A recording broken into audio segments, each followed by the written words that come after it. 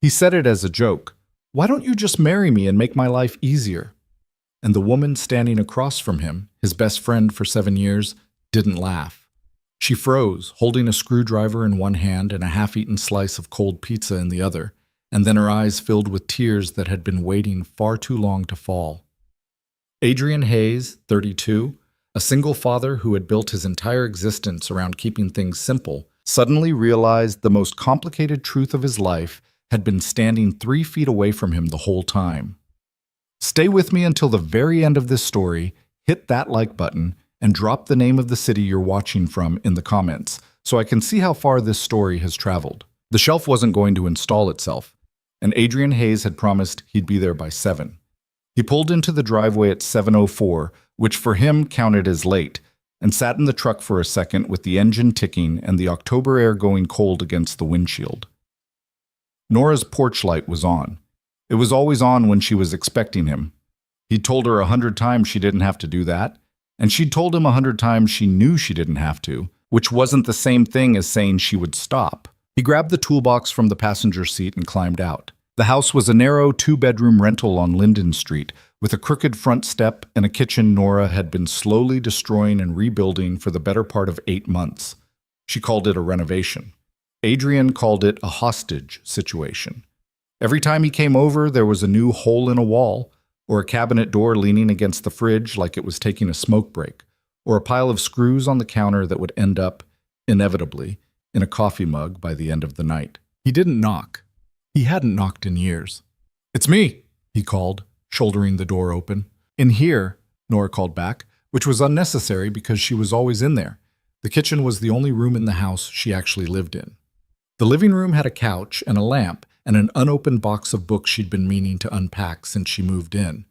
The bedroom had a mattress on the floor and a reading light clipped to a windowsill.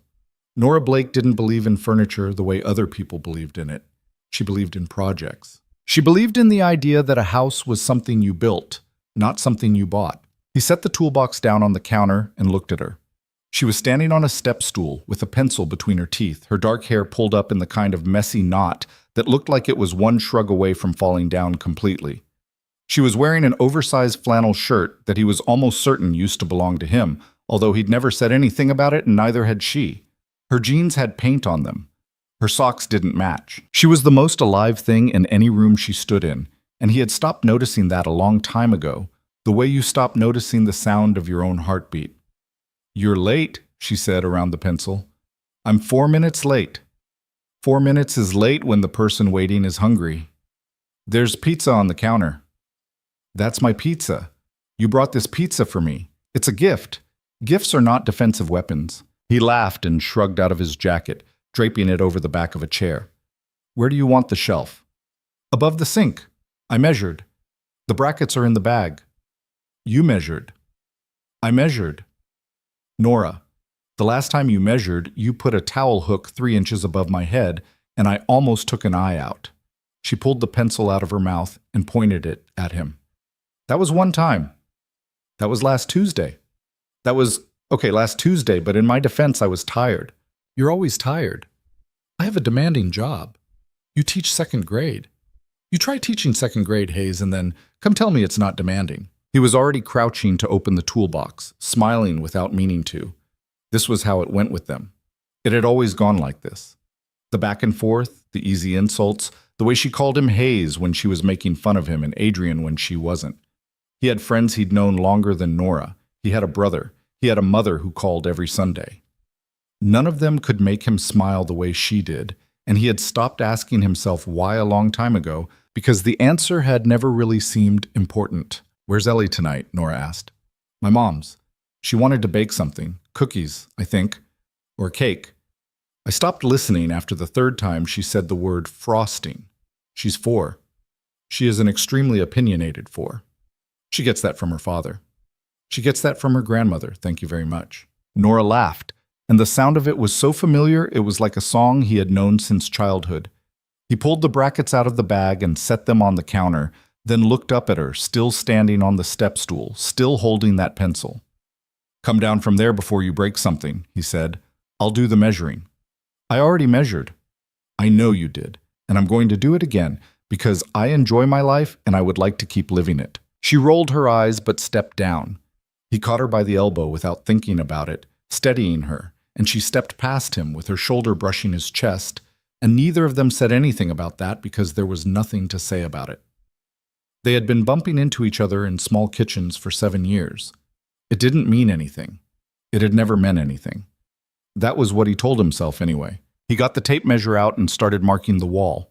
Nora hopped up onto the counter and sat there with her legs crossed, eating the cold pizza and watching him work. The kitchen smelled like sawdust and basil, and the cheap candle she always burned when the weather turned, the one that was supposed to smell like a cabin in the woods, but actually smelled like a department store's idea of a cabin in the woods. "How was school?" he asked. A kid threw up on the reading rug. Jesus. It wasn't even one of the criers. It was Marcus. Marcus is my toughest kid. He eats paste and thinks it's funny. And he threw up on the reading rug and then cried for 45 minutes. Is the rug okay?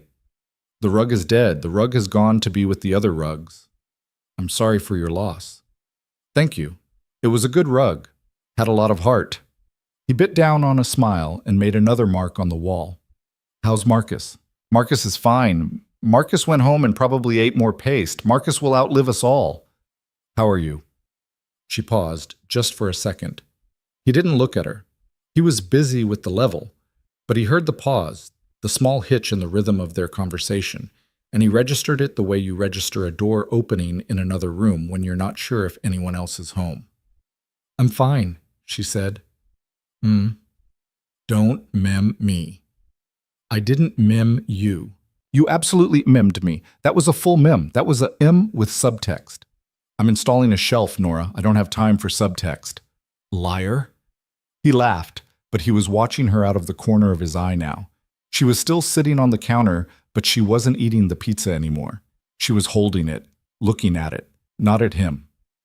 Tell me about your day, she said. You don't want to hear about my day.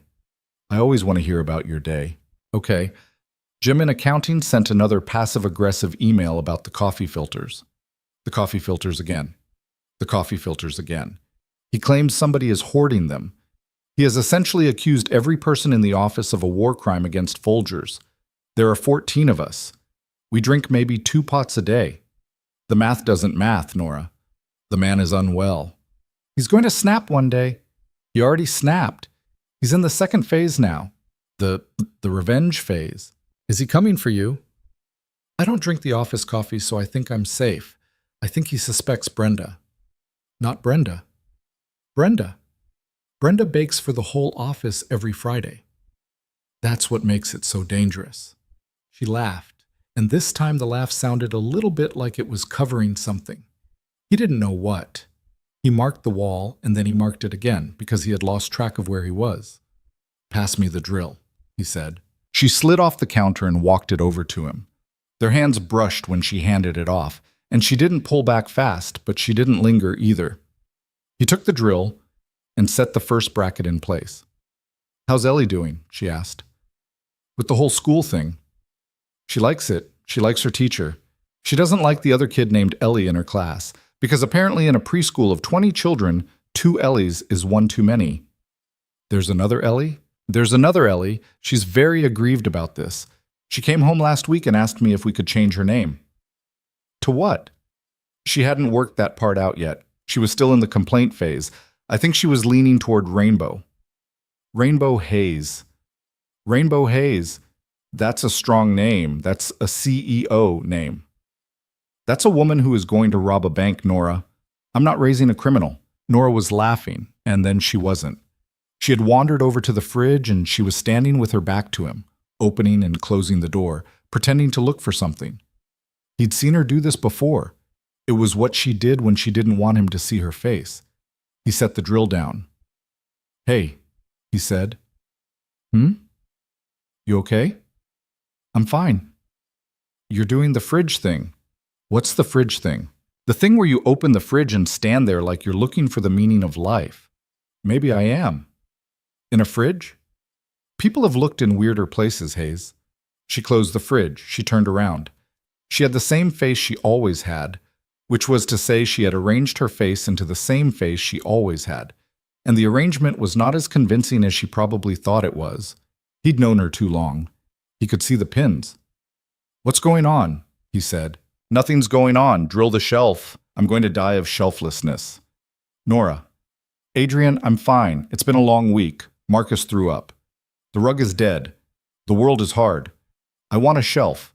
Please drill the shelf." He drilled the shelf. He did it because she was asking him to, and because he didn't know what else to do when she got like this, and because the truth was, he was a little bit afraid of the version of her that had just been standing in front of the fridge. There was something underneath it he didn't want to look at. Not because he didn't care, he cared more than he knew what to do with, but because looking at it would require him to ask a question, and the question would require an answer, and he had a feeling that the answer was the kind of thing that couldn't be unheard. So he drilled the shelf, and she handed him screws, and they fell back into the rhythm of it, the banter and the back and forth, and by the time the first bracket was in the wall, they were teasing each other again about the coffee filters and about Rainbow Hayes, the future bank robber. The shelf took longer than it should have because the wall was older than either of them, and it fought every screw.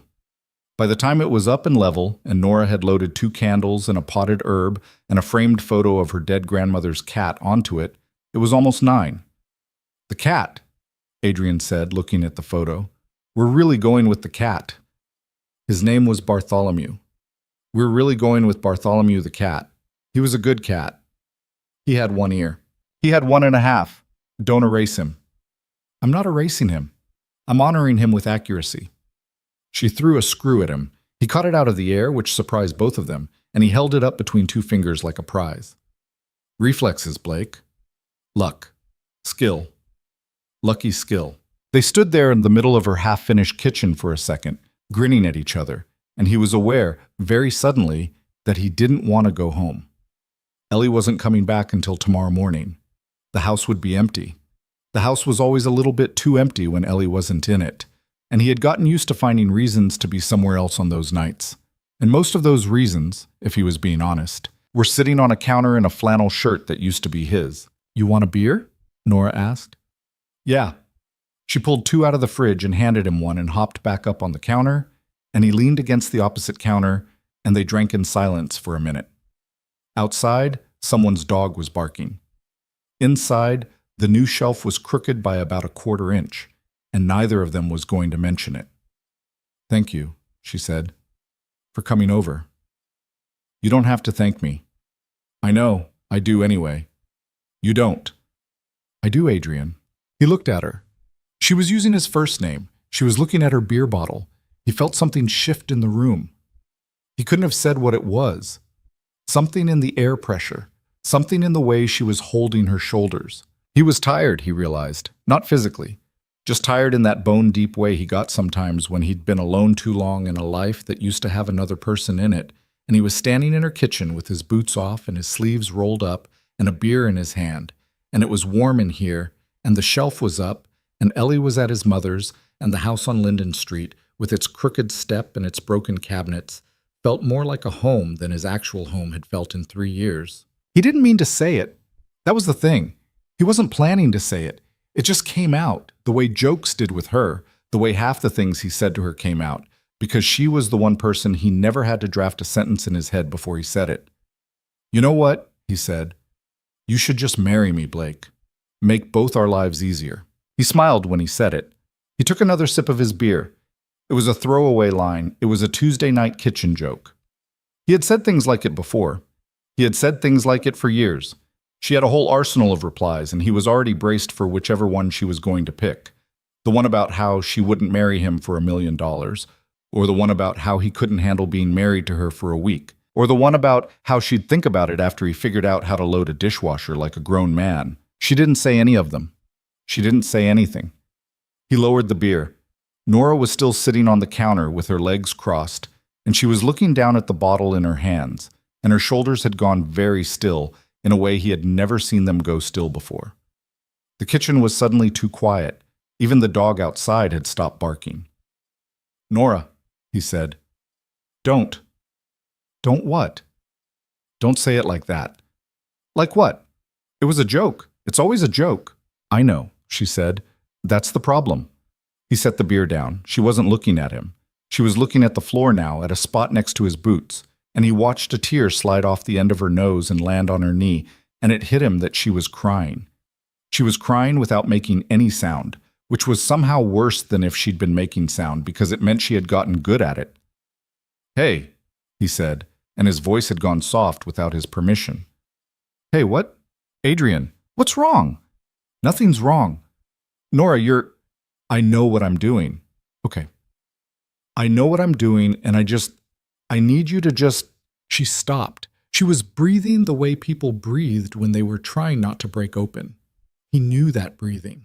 He had done that breathing. He had done it in hospital parking lots and at kitchen tables, and once, memorably, in the middle of a Target, and he recognized it in her now, and it made his chest feel like someone had stepped on it. "Hey," he said. "Hey, Blake, come here." "No." "Come here." "If I come over there, I'm going to lose it." "Okay, I'm going to lose it, and I don't want to do this like this." "Do what?"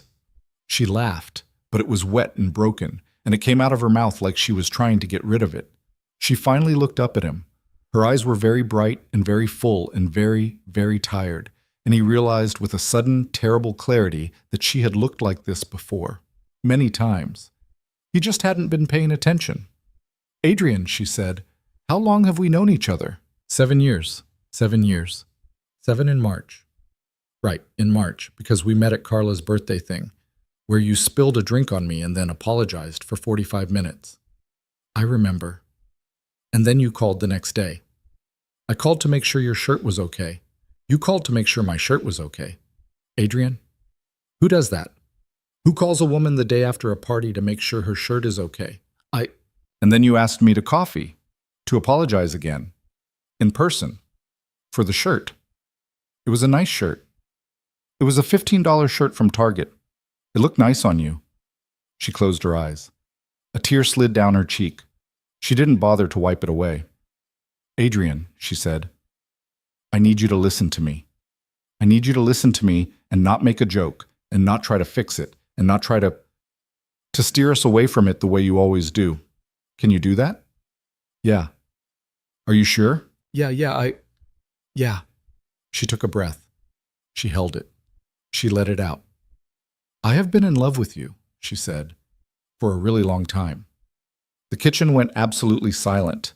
He heard the hum of the refrigerator. He heard the hum of his own blood. "I've been in love with you since before Marissa left," she said. "I've been in love with you since before Ellie was born. I've been in love with you since the coffee, Adrian. I've been in love with you since the stupid coffee that you took me to because of my stupid shirt, and I have been standing in this kitchen and in 100 other kitchens and at your kitchen table and at your sister's wedding and in the waiting room when Ellie had the thing with her ear, and I have been loving you the entire time. And I have been really, really quiet about it because you weren't ready. And then you had a baby, and then Marissa left, and then you were a person with a broken heart and a small child, and I wasn't going to be the woman who came in and started putting her hands on your life when you were trying to survive it." "Nora, I'm not done, okay? I told myself I could do it. I told myself I could just be your friend. Be the friend. Be the person who's there. Be the person who picks Ellie up from daycare when you're stuck at work and who knows you take your coffee with 2 sugars when you're tired but with 1 sugar when you're not. And who remembers your mother's birthday because you forget your mother's birthday. I told myself I could do that and it would be enough. And most of the time, Adrian, most of the time, it is enough. I love your kid. I love your mom. I love knowing where your spare key is. I love all of it, and I don't want to blow it up. I don't want to be the person who blows it up." She paused. Her hands were shaking. She put the beer bottle down on the counter very carefully, like it was a small animal. "But then you say things," she said, "like the thing you just said. And I can't keep doing it, Adrian. I can't keep doing the thing where you say marry me like it's a joke and I laugh like it's a joke. Because it is not a joke. Not to me. It hasn't been a joke in a long time." She looked at him. Her face was wet and her chin was trembling, and she looked, more than anything, exhausted. She looked like someone who had been holding a door closed for a long, long time and had finally decided to sit down. "I'm telling you now," she said, "because I don't want to spend another 7 years being quiet about it. You deserve to know. And I deserve to not lie about it anymore, even if nothing changes. Even if you walk out of here and you don't know what to do with this, and neither of us ever talks about it again. I would rather say it and be embarrassed than keep swallowing it until it makes me sick. So, that's what's going on. That's why I was doing the fridge thing. She tried to smile. It didn't quite work. Adrian didn't move. He couldn't move. He was aware of his own body in a way he hadn't been aware of it in years. The weight of his feet on her kitchen floor, the beer bottle warming in his hand, the scratch of his jaw where he'd forgotten to shave that morning. He was aware of the shelf they had just put up. He was aware of the candle burning on the counter. He was aware of a small voice in the back of his head that had been trying to get his attention for years, and it was saying very quietly, "You knew." He had known, not in a way he could have said out loud, not in a way he had ever let himself look at, but he had known the way you know. There's a second step when you're walking down the stairs in the dark. He had known in the way she showed up with soup when Ellie had the flu, and in the way she always knew when he was lying about being fine, and in the way she had a drawer in his kitchen for her hair ties and a toothbrush in his bathroom that had been there for 2 years and that neither of them had ever once acknowledged. He had known in the way he'd stopped going on second dates with other women, and in the way he'd started comparing every one of those women, unfairly, to a person he hadn't even admitted he was comparing them to. He had known in the way he had felt for 3.5 years now, a low hum of contentment every time she walked into a room, a feeling he had labeled friendship because he didn't have a safer word for it. He had known, and he had looked the other way, because looking directly at it would have required him to do something about it, and he didn't know how to do anything about it without breaking the one thing in his life that worked. "Nora," he said. His voice didn't sound like his voice. "You don't have to say anything." I don't know what to say." "You don't have to say anything, Adrian, really. I mean it. That's not why I told you. I didn't tell you so you would say something back. I told you so I could stop carrying it by myself." Okay. They stood there. The candle flickered. The refrigerator hummed. Somewhere down the street, the dog started barking again. "I should go," he said. He did not want to go. He wanted to stay. He wanted to walk across the kitchen and put his hand on her face and say something that would fix it. But he didn't know what would fix it, and he was afraid of the things that might come out of his mouth if he started talking, because he didn't trust them yet. He didn't know which ones were real and which ones were reflex. "Yeah," Nora said. "Yeah, probably. I'm not running out. I know. I just need to—" "I know, Adrian, go. It's fine. It's not fine. It's fine enough. Go." He picked up his jacket. He stood there holding it for a second. She was looking at the floor again. Her hands were braced on the edge of the counter, and her shoulders were up around her ears, and she looked smaller than he had ever seen her look. And he had seen her at her grandmother's funeral, and he had seen her the night she got fired from her first teaching job, and he had never seen her look this small. He crossed the kitchen without meaning to. He didn't touch her. He wanted to. He didn't. He just stood in front of her, close enough that she would have had to look up to see his face, and he waited until she did. "Hey," he said. "Hey, I'm going to figure this out." "You don't have to." "Nora." "Adrian, you don't—" "I know I don't have to. I'm telling you I'm going to, okay? I need a minute. I need tonight. Can you give me tonight?" She nodded. Her chin was still trembling. She bit down on her lower lip and nodded again, harder, like she was trying to convince her own body of something. "Okay," he said. "Okay. I'm going to call you tomorrow." "You don't have to call." "I'm going to call." He left before he could do anything stupid, like stay. The drive home was 8 minutes, and he did not remember any of it. He pulled into his driveway and sat in the truck with the engine off and his hands on the wheel and the silence of his own empty house in front of him, and he did what he had been refusing to do for 7 years. He let himself look at it. He thought about the first time she'd held Ellie in the hospital, the day after Marissa had walked out. He had been 30 pounds lighter than he was now, and he had not slept in 4 days, and he had been holding a newborn and an entire marriage's worth of failure. And Nora had shown up with a casserole and a car seat and a determination that he had mistaken, at the time, for friendship. She had sat on the edge of his bed, and she had said, "Give me the baby, Adrian. You look like a hostage." and he had given her the baby, and Ellie had stopped crying for the first time in 2 days, and he had cried instead, and Nora had let him, and she had not once in the 4 years since referred to that night, not once teased him for it, not once used it against him. She had just tucked it away somewhere and kept moving. He thought about the Christmas Ellie was 2, and he'd been broke and exhausted and underslept, and he'd come downstairs on Christmas morning to find Nora in his kitchen in pajamas, making pancakes, because she had driven over at 6 a.m. so Ellie would have someone to open presents with who wasn't just her sad, divorced father. He had never asked her to do that. She had just done it. And when he had tried to thank her, she had waved him off and said, "Don't make it weird, Hayes. I like pancakes." He thought about the dates. God, the dates. The 3 years of dates he had gone on and come home from, and the way he had, every single time, texted Nora afterward to tell her how they'd gone, and the way she had always texted back, always, no matter what time it was, and the way she had always had something funny to say, and the way, if he was honest with himself, he had always felt a little bit of relief when the dates hadn't worked out, because it meant he could go back to texting Nora without feeling like he had to start rationing it. He thought about Ellie. Ellie, who called her Miss Nora because Adrian had explained carefully the first time that Miss Nora was a grown-up and grown-ups had titles, and Ellie, being Ellie, had decided the title was part of her name, like a queen. Miss Nora, who had taught Ellie to tie her shoes because Adrian had been losing his mind trying to teach her, and Nora had been watching them both from the couch and had finally said, "Oh, for God's sake, come here, kid, let me show you." Miss Nora, who knew Ellie's favorite flavor of yogurt. Miss Nora, who was in most of the photos on Adrian's phone. Miss Nora, who Ellie had once announced at the dinner table, very seriously, was my favorite person who is not my dad or grandma. He thought about himself. He thought about the man who had sat in this truck 20 minutes ago and joked about marriage like it was a punchline. He thought about how many times he had done that, how many times he had let himself say something he half meant and then pretend he had meant all of it as a joke, because the joke was a safety net, and the safety net was how he had kept her close without ever having to admit what he was keeping close.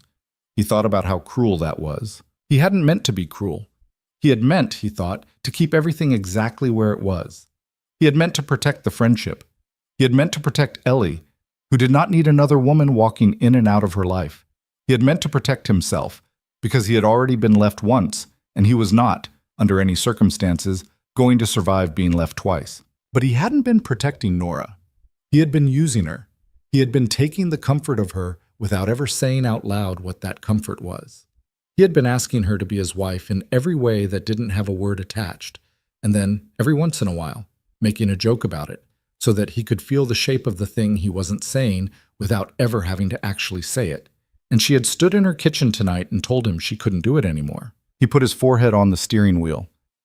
"I'm going to figure this out," he had said, like it was a math problem, like there was going to be an answer on the other side of it, a clean one, with a number attached.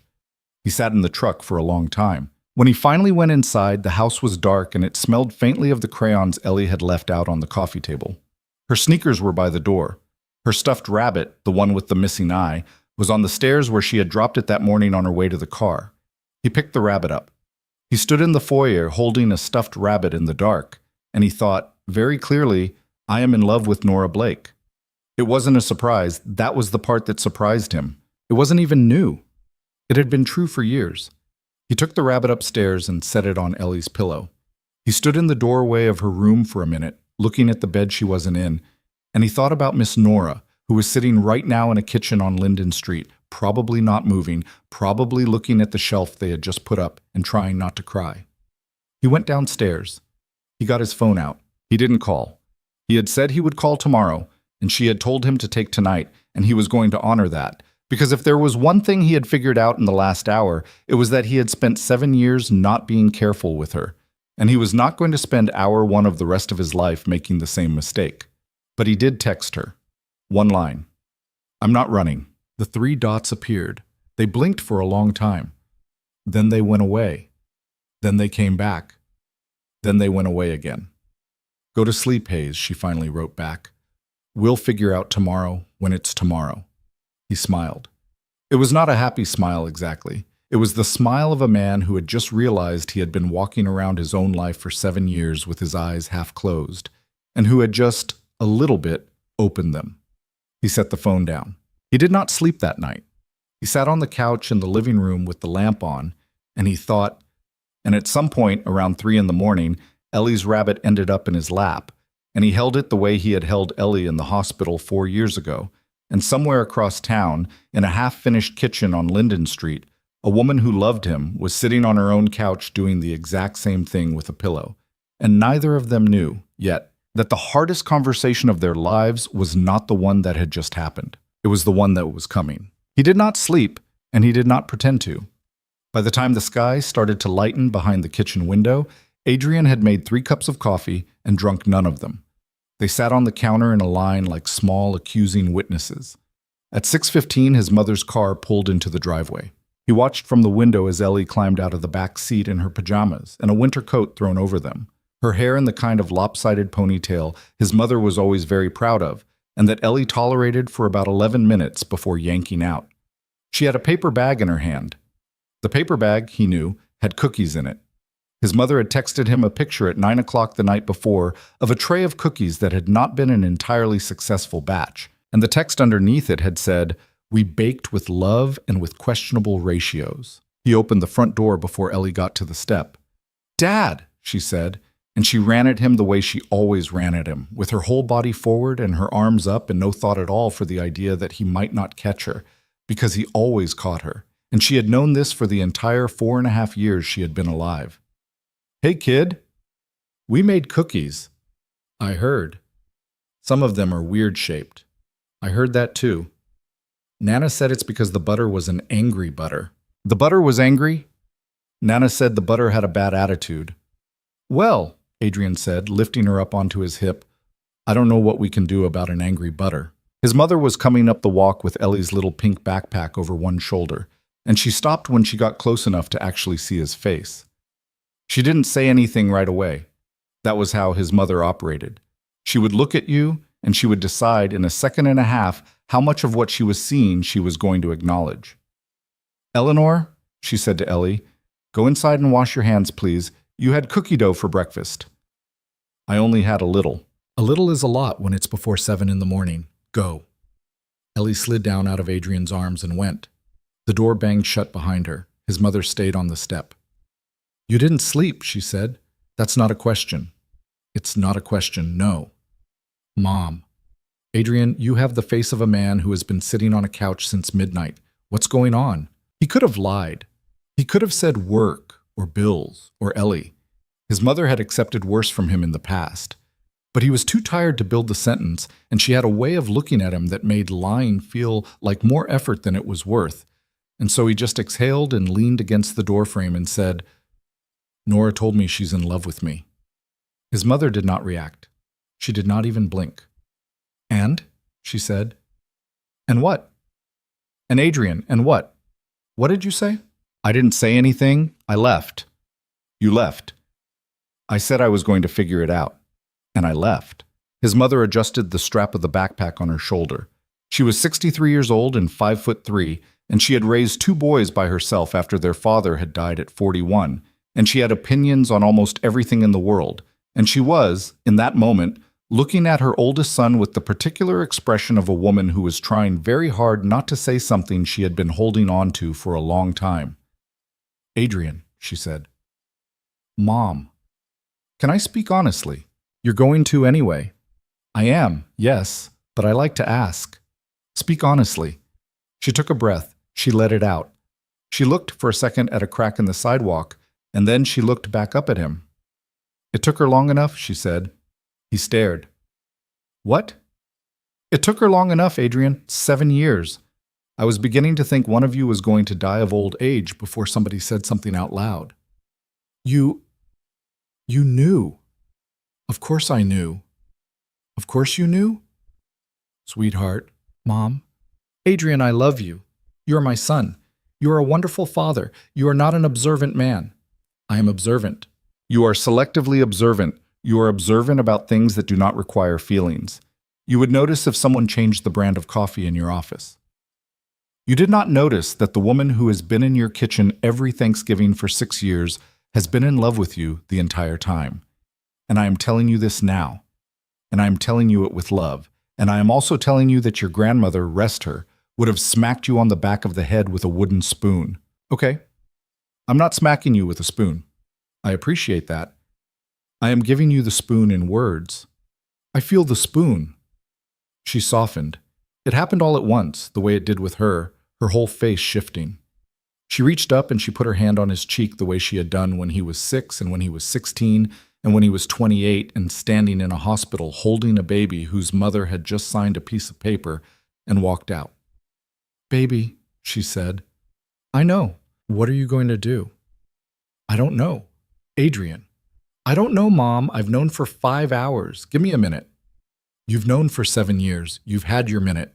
He opened his mouth. He closed it. His mother patted his cheek once, firmly, like she was closing an argument on his behalf, and then she handed him the backpack and walked back down the path to her car. Mom, I'll call you tonight. Mom, can you just... I'll call you tonight, Adrian. Go talk to that girl.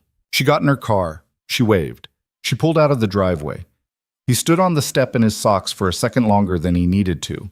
When he went inside, Ellie was at the kitchen table with her hands, miraculously, clean, eating a cookie in the careful, ceremonial way she ate things she was afraid might get taken away. She looked up at him with cookie crumbs on her chin. Dad? Yeah? Why do you look like that? Like what? Like you didn't sleep. I didn't sleep. Why not? Because grown-ups are stupid. Oh, she considered this. She took another bite of cookie. Is Miss Nora coming over today? She said. He felt the question land somewhere in his chest, a clean hit, the way a stone lands in a pond. I don't know, baby. Can you ask her? Why? Because I made her a picture. You made her a picture. At Nana's. Nana said she would like it. Of course Nana did. It's a picture of a cat. Bartholomew? Who's Bartholomew? Nobody. A cat she knew. Never mind. This cat is named Raisin. Raisin. Because he's brown. Raisin the cat. Yeah. He sat down at the table across from her. He watched her eat her cookie. He thought about the fact that his daughter had, unprompted, at his mother's house, sat down and drawn a picture for Nora Blake. He thought about the fact that this was not unusual. He thought about the fact that there was a drawer in Ellie's room with 9 other pictures in it, all of them for Nora. Because sometimes Ellie drew a picture and Nora wasn't there, and Ellie saved it for her. And he did not know when that had started, only that it had. He thought about his mother's words. It took her long enough. He thought about his own. He picked up his phone. It was 6:32 in the morning, which was, he knew, exactly 15 minutes before Nora's first alarm went off. Because she set her first alarm for 6:47 because she believed deeply in the power of a 17-minute snooze. He typed. He deleted. He typed again. Can I come over after I drop Ellie at preschool? He sent it before he could think about it too much. The 3 dots came almost right away. Yeah, I took a personal day. I'm here. He stared at the screen. You took a personal day? I cried in the shower haze. I wasn't going to teach phonics. He laughed. It came out of him in a short, surprised burst, and Ellie looked up from her cookie with her eyebrows up. What? Nothing. You laughed. I did. Why? Because Miss Nora is funny. I know, Ellie said, and went back to her cookie as if this were common knowledge, which, of course, it was. He dropped Ellie off at 9.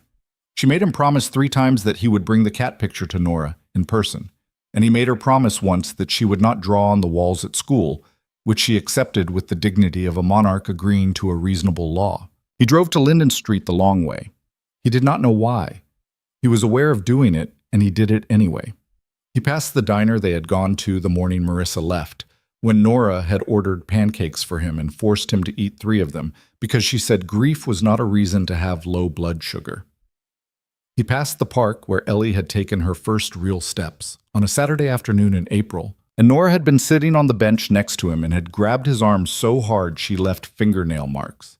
He passed the hardware store where Nora had dragged him through every aisle for 2 hours looking for the exact shade of blue paint for her bathroom, and then, at the end, had chosen white. He had been mapping his life around this woman for 7 years. He had just never looked at the map. Her porch light was off. That too, he noticed. He knocked this time. He didn't know why. It felt like a thing he should do. She opened the door in a sweatshirt and leggings and no makeup, her hair wet from the shower.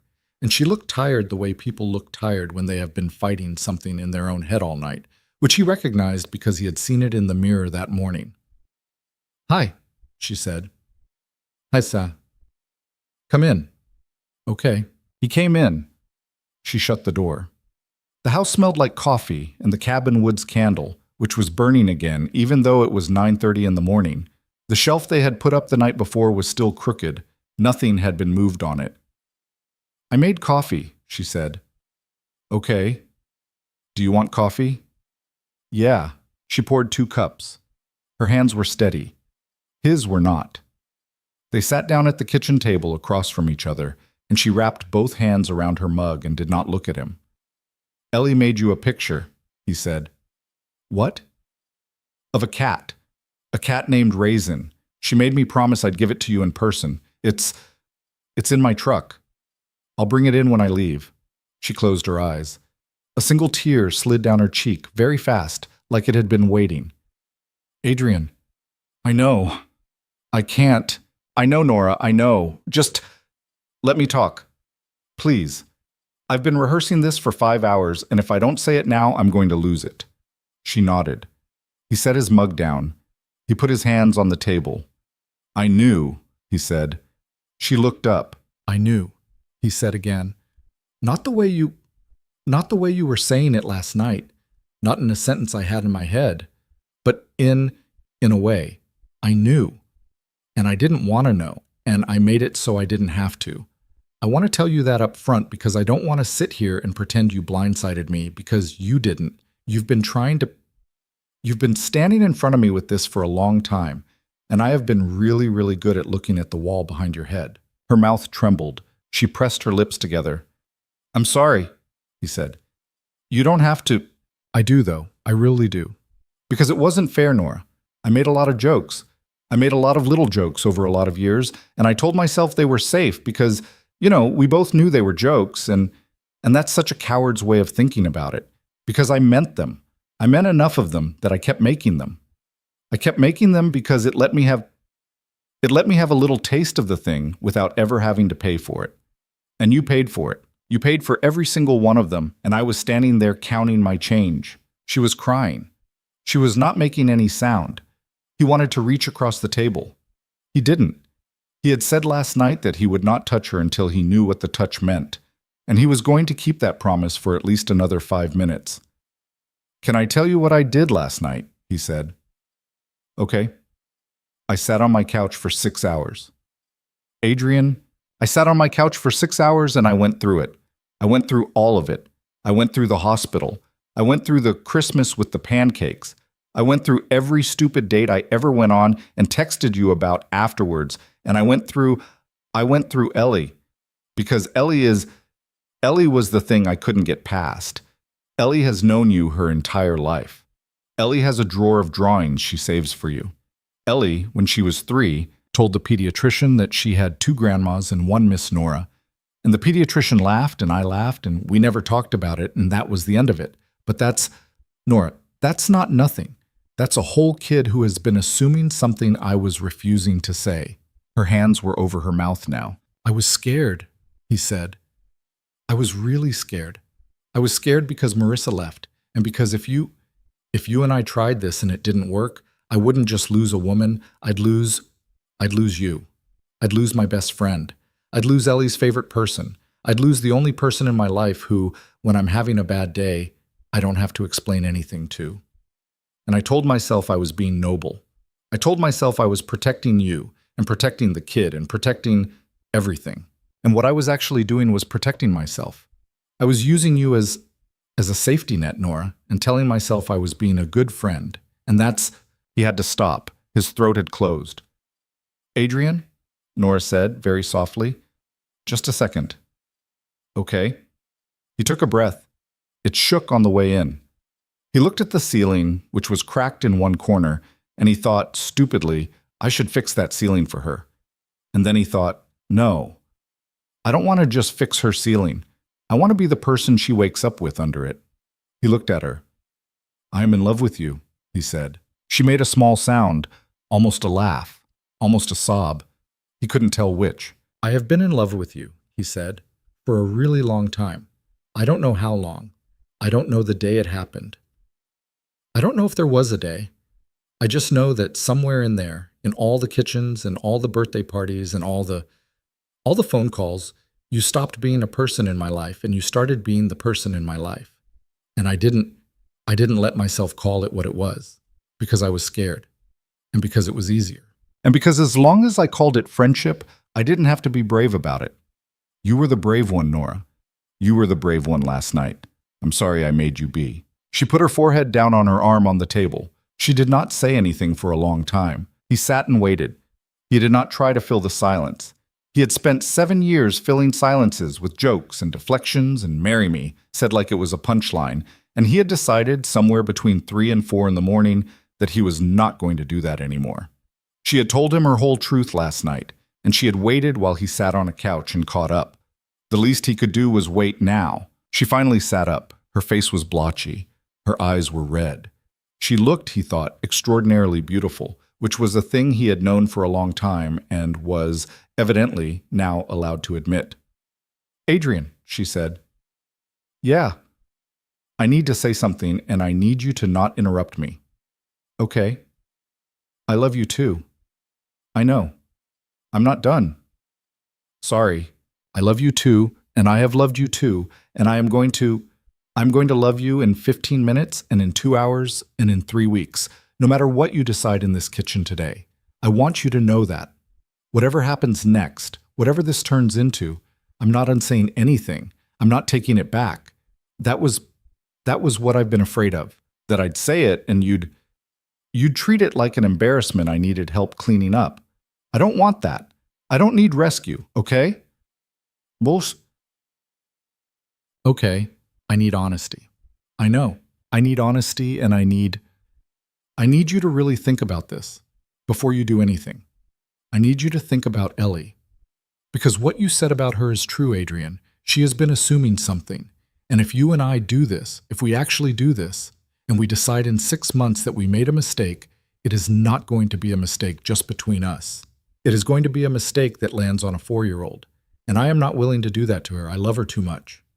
I know. So I need you to be sure. Nora.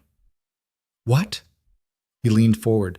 He put his hands flat on the table on either side of his coffee mug, like he was bracing himself. "I sat on my couch for 6 hours, he said, and I went through every reason I should not do this. And there were a lot of them. And I went through them one by one, and at the end of it, there was one left, and it was that I am scared. And I thought about that, and I thought, if the only thing standing between me and the best thing in my life is the fact that I'm scared, I am going to be so angry at myself in 10 years I'm not going to be able to live with it." She looked at him. "I'm sure," he said. "Adrian." "I'm sure, Nora. I'm more sure than I have been about anything since I brought Ellie home." He watched her face break open. It was not a graceful cry. It was not a beautiful woman cries one perfect tear cry. It was the ugly kind, the real kind, the kind that came out of a person who had been holding a very heavy thing for a very long time and had just set it down. Her shoulders shook. Her nose ran.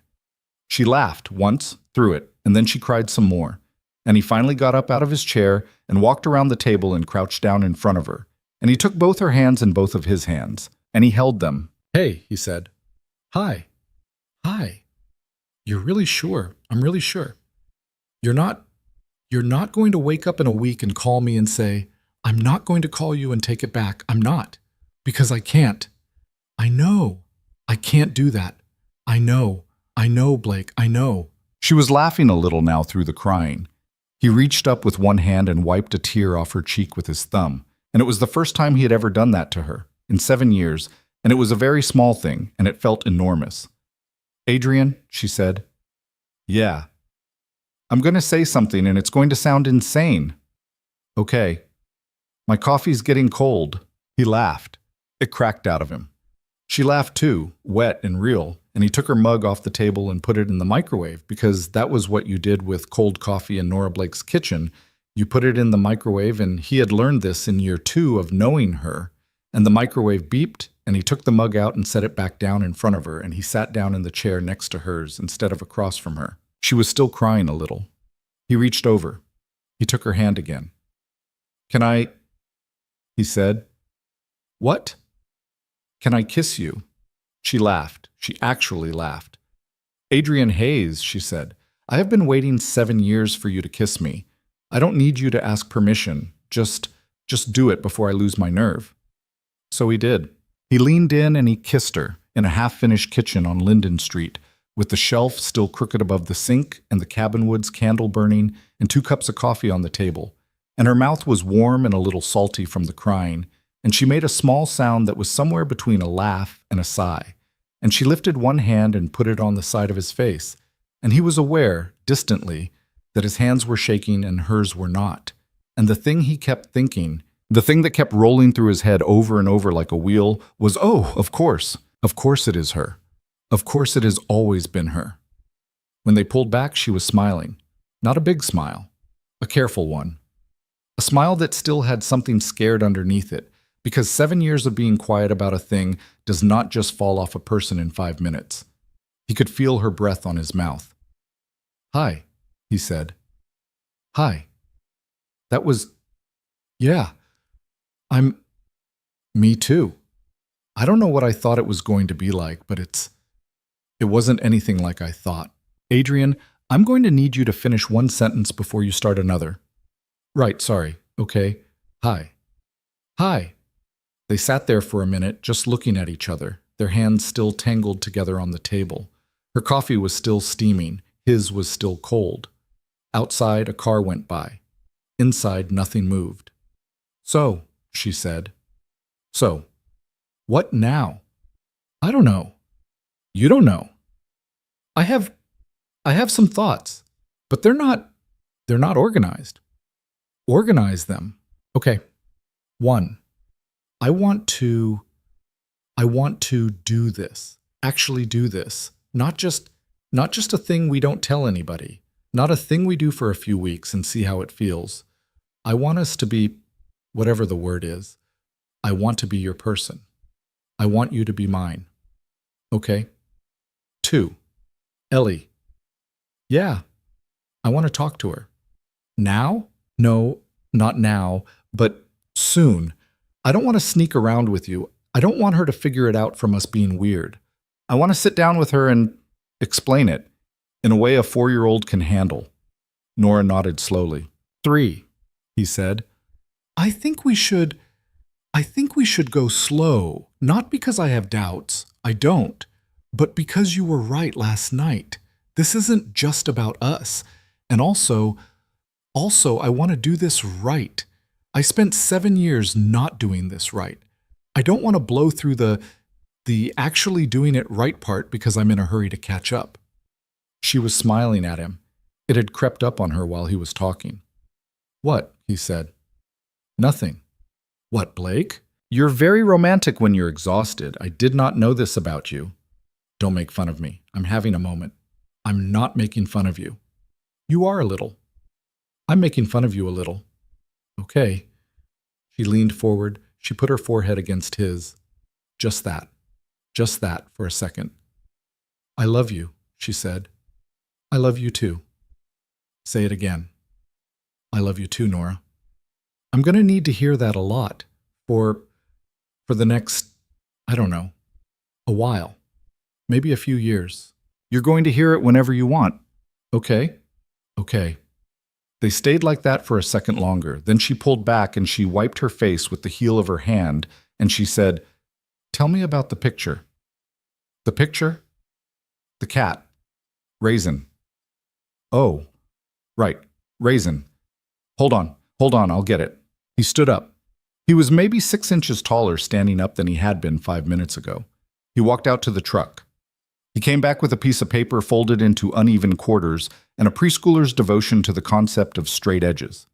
He handed it to her. She unfolded it at the table. The cat was a brown blob with 4 rectangles for legs and a triangle for a head and 2 enormous eyes, one green and one blue, because Ellie had not yet committed to the idea that a cat had to have matching eyes. The cat was sitting on what appeared to be a pink couch. Next to the cat was a much smaller blob, also brown, which Ellie had labeled, in her most careful 4-year-old handwriting, Miss Nora. Nora put her hand over her mouth. "She drew you," Adrian said. "She drew you next to the cat." "I see that." "She made you the same color as the cat." "I noticed." "I don't know why she did that." "Because she loves me." "Because she loves you." Nora set the paper down. She ran her thumb along the edge of it. She was not crying, but she was not exactly not crying either. "Adrian," she said. "Yeah. I want to be really careful with her." "I know. I mean it. I don't want to walk in and rearrange her life. I don't want to suddenly be a different thing to her. She already knows me. I don't want her to have to reintroduce me in her head." "Nora, listen. I don't think she's going to have to reintroduce you in her head. I think she figured this out a year ago. I think we're the ones catching up." Nora laughed. A soft, wet laugh. "Maybe. Definitely. I'm still going to be careful. I know you are. That's one of the reasons I love you." It landed between them in the air, that sentence, casual as any other sentence he had said to her in 7 years, and it took them both a second to recognize it for what it was. She looked at him. He looked at her. Neither of them made a thing of it. That, in itself, was the thing. "What do we do today?" she said. "I don't know." "What do you want to do?" "I want to not do anything dramatic." "Okay. I want to sit here and drink my coffee and, I don't know, watch a movie or not watch a movie. I want to sit on a couch with you and not be holding my breath for the first time in 7 years." "We can do that." "Are you sure?" "I'm taking the day, Nora. I already texted my boss from the parking lot." "You what?" "I said I had a family emergency." "Adrian." "What?" "I am not a family emergency." "You kind of are, though." She threw a dish towel at him. He caught it. He put it on the counter. She got up. She took her mug. She took his mug. She refilled them. She came and sat back down, and she put her feet up on the empty chair between them, and he reached over and rested his hand on her ankle, and she looked at him like he had just given her something she had been meaning to ask for. "This is going to be weird, isn't it?" she said. "Yeah, a little. We're going to be bad at this. Probably. We already know how to fight about dishes. We fought about dishes before. We fought about dishes in my kitchen. I maintain I was right about the dishes. You were not right about the dishes. Let's not do this today. We're going to do it eventually." "Eventually, yes." She smiled. He smiled. They sat there, feet tangled together under the table, drinking reheated coffee at 10 in the morning on a Tuesday. At some point he said, "What are we going to tell people?" "The truth." Just like that. "Adrian, I don't know how else to tell people. My plan was when someone asks, I'm going to say, Adrian and I are together, and if they have follow-up questions, they can take them to you." Cowardly. "It's called delegation." "Your mother is going to lose her mind. My mother has been asking me since 2021 when you were going to, quote, figure it out." "Your mother what?" "My mother has been very patient with me." "Your mother is a menace. My mother is a realist. My mother once told me, and I quote, 'Honey, you can do a lot worse than a man who remembers your favorite soup when you have strep throat.' I remembered your favorite soup when you had strep throat." "I know you did, Adrian. That was the whole point of the anecdote." "Oh, you really are not observant. My mother said that this morning." "Your mother knew too." "My mother said it took her long enough." "Your mother did not say that." "Swear to—" "Swear. She said that. She also implied I needed to be hit with a spoon." Nora laughed. It was the first full, clean laugh she had done that day, and it filled the kitchen up in a way that made him realize how much he had missed it in the last 18 hours. She laughed until she had to put her head back against the chair, and he sat there and watched her and thought, I get to watch her do this now. I get to watch her laugh, and it's not borrowed anymore. "Okay," she said, wiping her eye. "Okay, wow, your mother. Unreal. She's going to want to have you over for dinner." "I've had dinner at your mother's like 40 times. "Yeah, but now it's going to be different. She's going to make the good napkins. The good napkins. The cloth napkins. Adrian, I'm telling you, the cloth napkins are coming out." I am not ready for cloth napkins. Nobody is. That's how she gets you. They sat in the kitchen for a long time. They did not talk about anything important. They talked about the cat picture, and about the broken cabinet door, and about the fact that Nora was going to have to go back to work tomorrow and explain to her aide that she had not been dying but had been, in fact, emotionally incapacitated. They talked about the weather. They talked about whether she wanted Thai food for lunch. They did not talk about marriage, or the future, or what they were going to tell Ellie, because they had already talked about those things, and because it was good for one morning to just be two people who were finally allowed to sit in the kitchen and be obvious about it. At 11:30, she stood up and stretched and said she was going to take a nap because she had gotten maybe 3 hours of sleep, and Adrian realized he had gotten 0, and he said he would take one too, and so they went into the living room with the unopened box of books and the couch and the one lamp, and they lay down on the couch together, and she put her head on his chest, and he put his arm around her, and neither of them made a big deal out of it, because that was the whole point. It was finally not a big deal. He was asleep in about 90 seconds. She was asleep in about 2 minutes. The cabin woods candle burned on the kitchen counter. The shelf stayed crooked. The cat picture sat on the table with its mismatched eyes. And outside on Linden Street, the October light was turning a little gold. And somewhere across town, a 4-year-old was eating macaroni at a small plastic table and explaining to a boy named Mateo that her father was picking her up today because her father always picked her up on Tuesdays. And this was a fact, and facts, Ellie was learning, were very important things. When Adrian woke up, the first thing he saw was Nora's hair on his shoulder and a patch of sunlight on the floor that had not been there when he fell asleep. He didn't move. He didn't want to. He was aware of everything at once, of the weight of her head, of the rhythm of her breathing, of the low hum of the refrigerator in the next room, of the fact that in 40 minutes he was going to have to get up and go get his daughter from preschool, and that his daughter was going to ask if Miss Nora was coming to dinner, and that he was going to say yes, and that Miss Nora was going to come to dinner, and that somewhere down the line, not today, but somewhere, he was going to have to sit across from Ellie at the kitchen table and use words like, Miss Nora is going to be around more, and Miss Nora and I love each other, and is that okay with you? And Ellie was going to look at him with her enormous, serious 4-year-old face, and she was going to say something he could not predict. He was not afraid of that conversation. He was, for the first time in 7 years, not afraid of very much at all. Nora stirred against his chest. She didn't wake up. She made a small sound and settled deeper, and he tightened his arm around her and closed his eyes again. And for a little while, on a narrow couch in a half-finished rental on Linden Street, a man and a woman who had been best friends for 7 years slept through the middle of a Tuesday in October, and outside the sun moved across the sky, and inside nothing, for the first time in a long time, was being held back. He woke up a second time to his phone vibrating on the coffee table. It was the preschool's automated reminder, the one that went out 15 minutes before pickup and that he had, once, 3 years ago, slept through. He had not slept through it since. Nora was still asleep against his chest, and he was going to have to move, which felt, in that moment, like a small tragedy.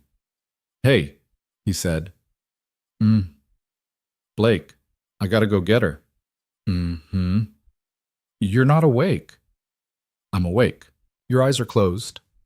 "That's a stylistic choice." He laughed into her hair. She shifted slowly and lifted her head, and she blinked at him with the puffy, unfocused look of a person who had not so much napped as lost consciousness. And she said, "What time is it?" 2:30. "We slept for 3 hours." "We slept for 3 hours." "Adrian." "Yeah." "Are you going to tell her today?" He sat up slowly. She sat up with him.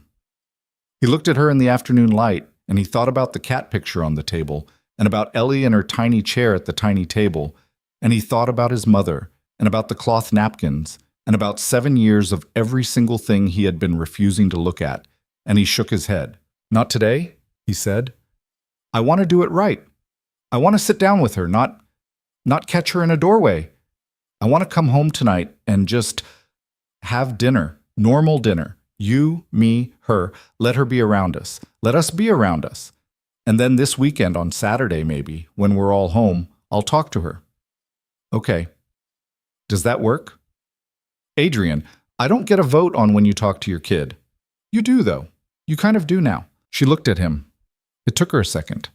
He He watched her register the sentence and what it meant, and he watched her decide not to make a joke out of it, which was one of the things he had always loved about her, that she knew when a joke was the wrong shape for a moment. "Then I vote yes," she said quietly. "Saturday." Saturday. He kissed the top of her head. He got up. His back was not pleased with him. The couch had been designed for one person of modest dimensions, not for two adults in various states of emotional collapse, and he made a sound when he stood that Nora laughed at. "Old man," she said. "I'm 32. "Old man."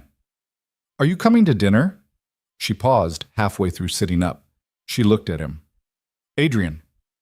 "What?" "I've been coming to dinner at your house for 6 years." "I know.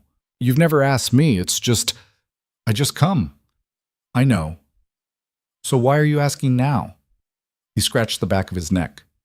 He thought about it. "Because it's different now," he said.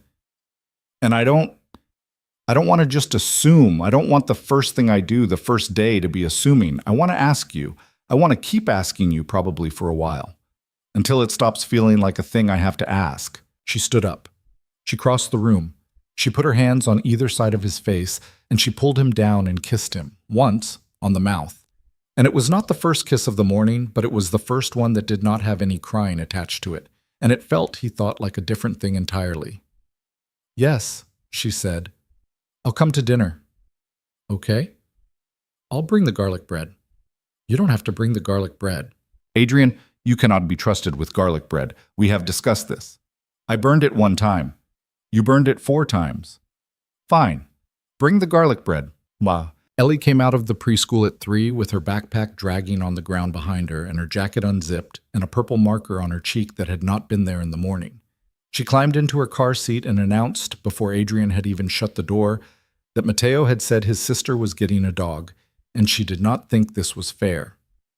"Fair to who?" Adrian said. "To me. Because you don't have a dog. Because I don't have a dog and Mateo's sister already has a cat.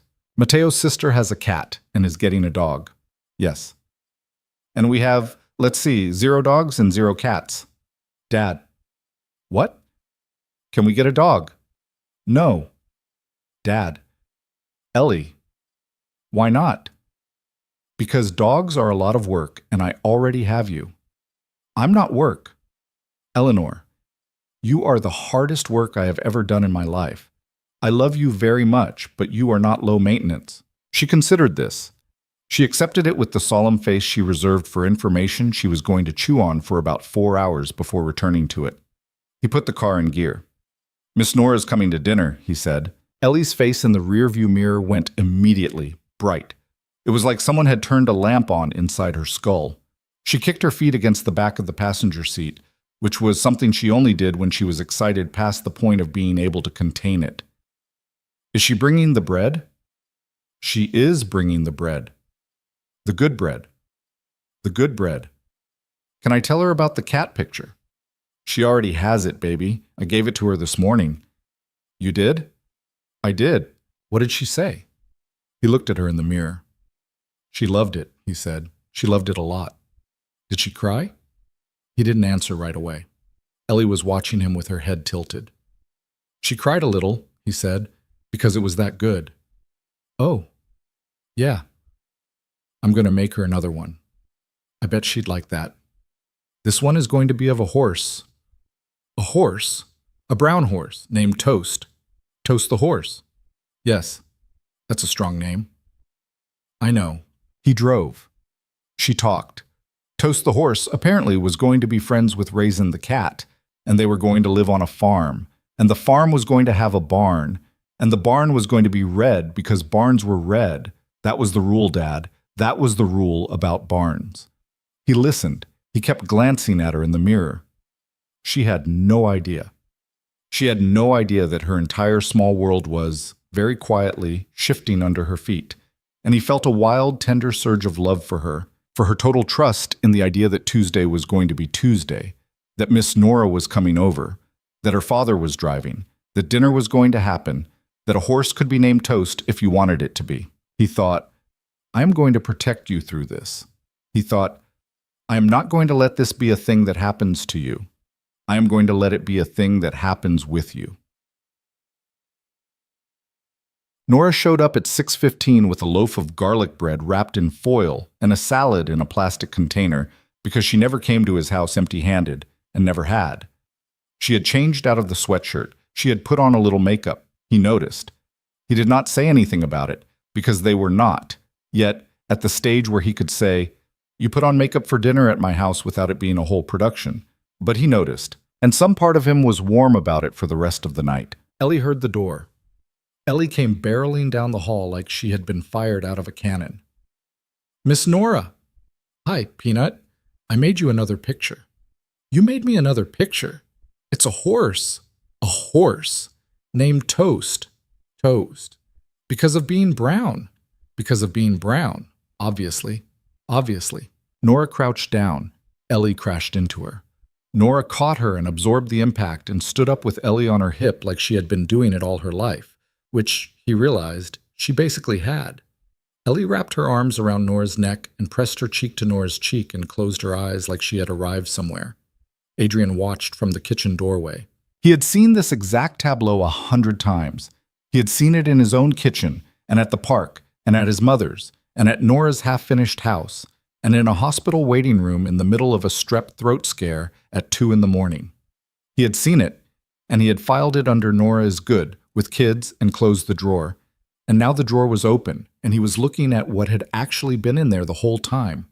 It was not Nora is good with kids. It was Nora is Ellie's, in some soft, unspoken way that did not have the word mother attached to it and did not need it. And he wondered, with a small private sting, how many other drawers in his head he was going to have to open in the coming weeks and rename. "What's that face?" Nora said, looking over Ellie's shoulder at him. "What face?" "The face you're making." "I'm not making a face." "He's making a face, Ellie. You're making a face, Dad. Both of you in my house, accusing me of faces." "You're outnumbered," Nora said. "I'm always outnumbered." Dinner was spaghetti. It was the only thing Adrian could reliably make that did not come out of a box. And even then, the sauce was from a jar, and he had been known to burn the pasta water, which Nora maintained was a thing that was not technically possible, but that she had still seen him do. She set the table while he drained the noodles. Ellie sat at her place and arranged her silverware with the serious focus of a surgeon preparing a tray. Nora put the bread in the oven. Adrian poured Ellie's milk. Nora poured the grown-up glasses. They moved around each other without having to talk about it, and not for the first time Adrian realized this too, was something they had been doing for years, and he had simply never looked at it straight on. They ate. Ellie told Nora the entire plot of the horse and cat farm. Nora listened like it was the most important briefing she had ever received. At one point she asked whether the barn had a hayloft, and Ellie stopped chewing and looked at her and said, with genuine awe, "I didn't think about a hayloft." "Well, that's my contribution," Nora said. "Your choice whether to accept." "I accept." "Good." Adrian watched them. He was not speaking much. He didn't need to. There was a warmth in the room that had not been in this kitchen in a long time. Not like this. A round kind of warmth with more than one person in it, and he sat at the head of the table with a glass of wine he had mostly forgotten about, and thought, this is what the rest of my life is going to feel like if I do not mess this up.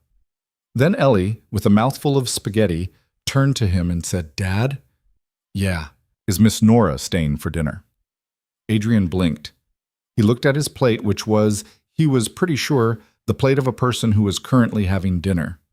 He looked at Nora's plate. He looked at Ellie, who was holding her fork halfway to her mouth and watching him with the unbothered directness of a child who had simply asked a question. "Baby," he said, "Miss Nora she is at dinner. We are eating dinner. Right now. I know. So, I mean staying. Staying. Staying." He didn't understand, and then he did. He felt it in his chest before he understood it with his head. It was the way she had said it. Staying for dinner was not what she meant. Staying was what she meant. The for dinner was a wrapper, because she was 4, and she did not have bigger words yet, and she had picked the words that felt closest to the question, and the question, he realized with a small, clean shock, was much older than tonight. She had been waiting to ask it. She had been waiting with it. He looked at Nora. Nora had gone still in her chair. She was holding her fork. She was looking at Ellie with an expression he could not later describe, except to say that it was the expression of a person who has just been handed something very fragile and is not yet sure what it is.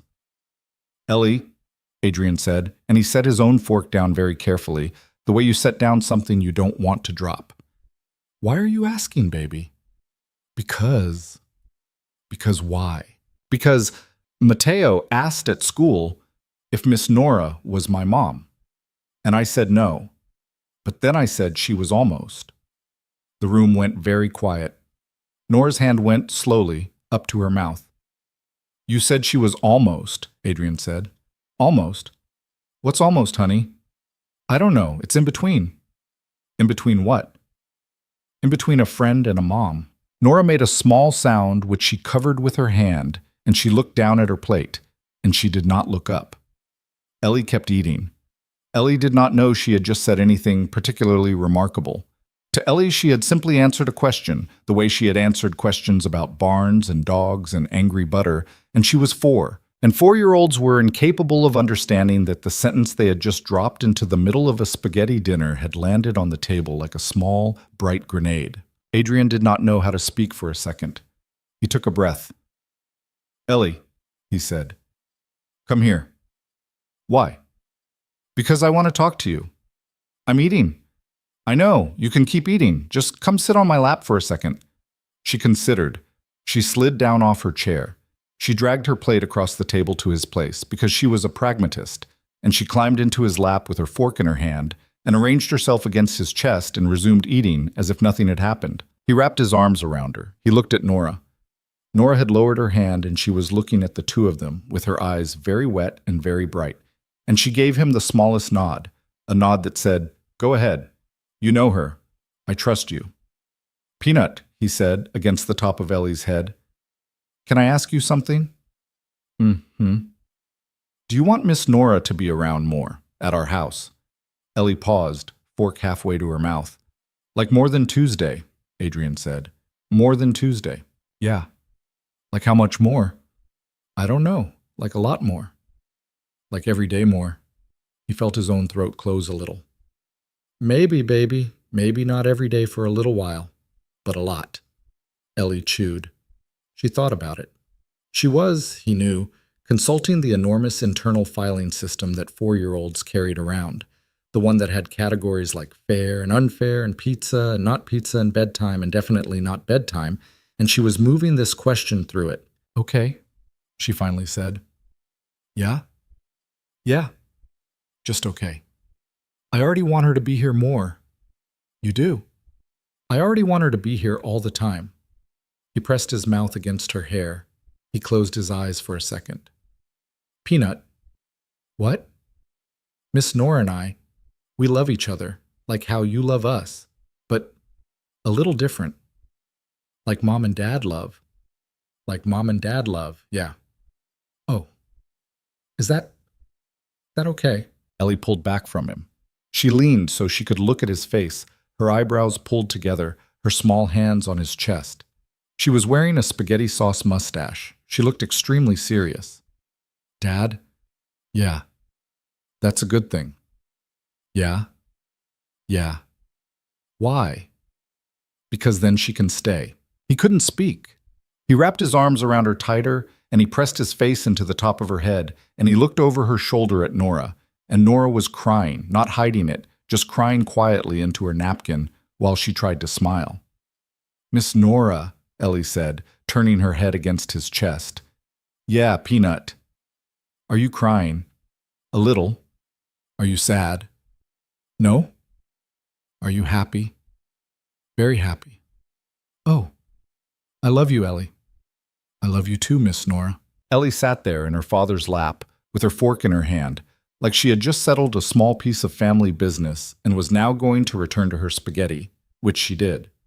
She twirled her fork the way Nora had taught her to twirl her fork, against the side of the bowl, because Adrian himself did not know how to twirl spaghetti and had been letting Ellie eat it in chopped up pieces like a savage for most of her life, until Nora had, one afternoon, intervened. Adrian watched his daughter eat. He watched the woman he loved wipe her face with a paper napkin and pick up her own fork with a hand that was not quite steady. He watched the steam come off the garlic bread in the middle of the table. He had spent 7 years outrunning this. He had spent 7 years standing with his back to this exact kitchen table, making jokes about marriage and other people's houses, pretending not to notice that the shape of his life had been waiting for a word for a long time. And his daughter, at 4, with a mustache of spaghetti sauce, had walked in and put the word on the table for him, and had called it almost, and had asked if she could have the rest of it. Nobody said anything for a little while. Ellie ate. Nora sipped water. Adrian kept his arms around his daughter, and he breathed in the smell of her hair, strawberry shampoo and preschool, and a little bit of the crayon that had been on her cheek in the car. The kitchen was warm. The light above the table was a little too yellow because the bulb was the wrong kind, and he had been meaning to change it for a month. After a minute, he reached across the table and he put his hand palm up on the tablecloth, an offering. Nora looked at it. She looked at his face. She put her hand in his. They ate the rest of dinner like that, his left hand holding her right hand across the table, Ellie on his lap chewing pasta and swinging her legs. And at one point, Ellie looked down at their joined hands, and then up at his face, and then over at Nora's face. And she didn't say anything. She just leaned over and rested her chin on their joined hands for about 3 seconds, like she was planting a flag, and then sat back up and went back to her bread. "Dad," she said eventually. "Yeah. Can Miss Nora read me the bedtime story?" "If Miss Nora wants to." "Miss Nora." "Yeah.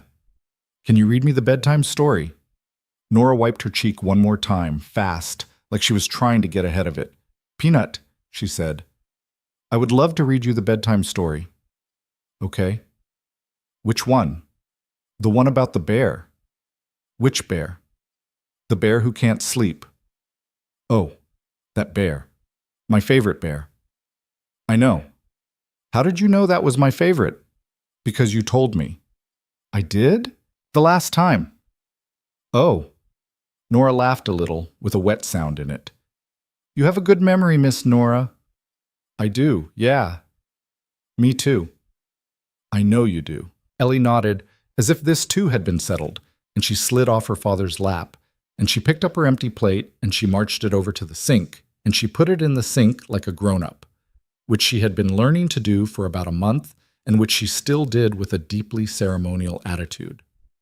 Then she announced that she was going to go pick out the bedtime book and that nobody should come upstairs until she called for them, and she left the kitchen. Adrian and Nora sat there at the table holding hands, not speaking. "Adrian," Nora finally said. "Yeah." "Your kid." "I know." "Your kid just—" "I know, Nora. She just—" "I know." "I thought we had until Saturday." "I thought we had until Saturday." She skipped ahead. She skipped all the way ahead. "Almost." "Almost." She said almost. I heard her. Nora pressed the heel of her free hand against her forehead. She was smiling. She was also, he thought, about 15 seconds away from a full breakdown, and so was he, and neither of them had the energy for it, and so they just sat there in the quiet kitchen and gripped each other's hands across the table. Upstairs, they heard a small voice yell, "You can come up now!" Nora laughed, a wet, broken, happy laugh. "Go," Adrian said. "Go read to her. I'll do the dishes." "You sure?" "Go, Blake. She asked for you." She stood up. She squeezed his hand once before she let it go. She crossed the kitchen, and she paused at the doorway. And she looked back at him, and her face in that moment was not the face of the woman who had sat across from him this morning at her kitchen table with the coffee gone cold. It was a newer face. Or maybe it was a face he had been seeing for 7 years, finally with the right light on it. "Adrian." "Yeah." "I'm going to go read to our kid." She said it easily, like it wasn't a thing, like it had always been the word. And then she went upstairs. He sat in the kitchen for a long time before he got up to do the dishes. He listened to the small sounds of the house, the water running upstairs where Ellie was brushing her teeth, the soft thud of Nora sitting down on the edge of a small bed, the faint, indistinct music of 2 voices reading a book together about a bear who could not sleep. He sat at his table, in the yellow light from the bulb he had been meaning to change, and he looked at the empty chair where his daughter had been sitting, and at the plate she had carried to the sink, and at the spot on the tablecloth where their hands had been joined, and he understood very clearly and for the first time that his life was no longer a thing he was getting through. It was a thing he was in. It was a thing that had people in it. It had always had people in it. He had just been, for a very long time, standing a little bit off to the side of it, watching. He wasn't standing off to the side anymore. He got up. He did the dishes. Upstairs, a small voice said, "One more page, please." And a softer voice said, "One more page, Peanut." Then lights out, and Adrian Hayes stood at his own sink with his hands in warm water and listened and did not move for a long time. The next morning, Nora's car was still in the driveway. She had slept in the guest room, which was not really a guest room, so much as a small square space with a twin bed and the boxes Adrian had never finished unpacking when they moved in 3 years ago. She had not asked to stay. He had not asked her to stay. Somewhere around 10:30 the night before, with Ellie asleep and the dishes done and the two of them sitting on the couch with the TV on low, Nora had simply leaned her head on his shoulder and said, "I don't think I can drive." And Adrian had said, "Then don't." And that had been the whole negotiation. Ellie found her at 6:45 in the morning. Adrian knew this because he was already in the kitchen making coffee, and he heard his daughter's feet go thump-thump down the hall, and then he heard her stop. And then he heard the guest room door open very, very quietly. And then he heard, in the hushed tone of a 4-year-old convinced she was being stealthy, the words, "Miss Nora." "Miss Nora." "You're in our house." "I know, Peanut." "You slept here." "I did." "Why?" A pause. Adrian smiled down at the coffee pot. He waited. "Because your dad said I could," Nora said. "Oh, is that okay?" "Yes." "Okay." Then the small thump of a small body climbing onto a small bed, and the quiet sound of Nora, in a voice he had never heard her use before, and that he understood in that second that he was going to hear for the rest of his life, saying, "Come here, you, come here." He turned the coffee on. He leaned against the counter. He did not walk down the hall. There were moments, he was learning, that were not his to walk into. He stood there and he listened to the soft murmuring of two voices in a room at the end of the hall, and he let himself, for about 30 seconds, just be a man standing in his kitchen at 6:45 in the morning, while the two people he loved most in the world whispered at each other under a quilt. It was easier than he thought it would be. That was the thing he kept coming back to, in the days and then the weeks that followed. The mechanics of it, the moving parts of turning a 7-year friendship into something bigger, were supposed to be hard. He had been braced for hard. He had been bracing since the night she told him, and for most of the week after, he kept waiting for the other shoe to drop. He kept waiting for the moment when they looked at each other across a table and realized they had made a terrible mistake, when the thing they had would collapse under the weight of what they were asking it to hold. That moment did not come. They fought, sure. They fought about the dishes.